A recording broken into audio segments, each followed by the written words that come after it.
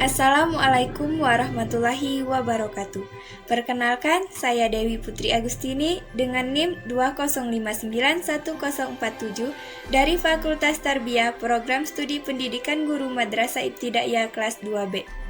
Baiklah, di sini saya akan menjelaskan sedikit mengenai akhlak kepada Allah Subhanahu wa taala dan Rasulullah Shallallahu alaihi wasallam beserta macam-macamnya.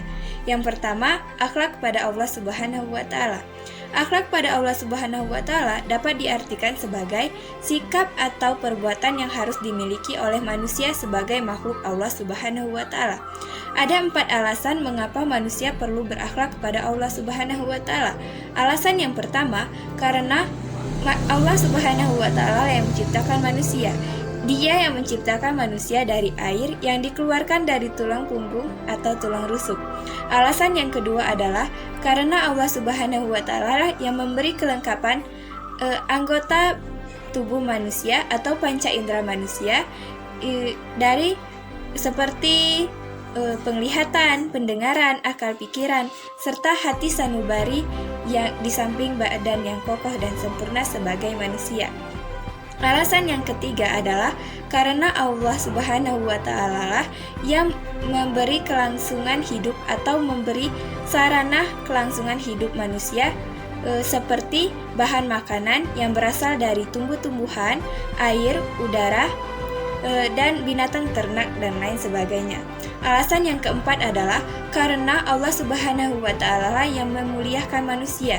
Dia yang memuliakan manusia dengan memberi kemampuan daratan dan lautan. Selanjutnya, macam-macam akhlak kepada Allah Subhanahu wa taala. Yang pertama, taat terhadap perintahnya, tawakal, senantiasa tanggung jawab atas apa yang diembankan kepadanya, amanah apa yang diembankan kepadanya. Yang selanjutnya, senantiasa bertaubat kepadanya, memperbanyak ibadah, selalu mengharapkan keridhaan dari Allah Subhanahu wa taala dan tidak mengharapkan imbalan dari orang lain atas apa yang kita perbuat. Yang terakhir, senantiasa membaca Al-Qur'an atau memperbanyak membaca Al-Qur'an. Selanjutnya, akhlak kepada Rasulullah Shallallahu alaihi wasallam.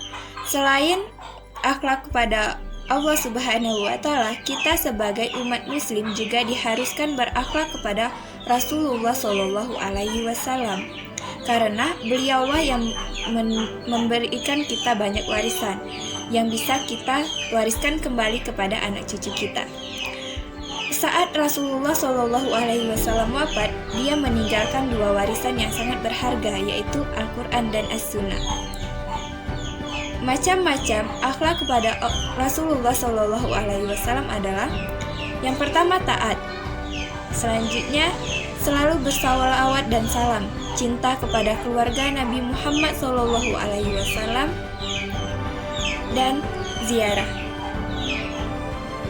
Mungkin hanya itulah yang dapat saya sampaikan. Lebih dan kurang saya mohon maaf. Kepada Allah saya mohon ampun.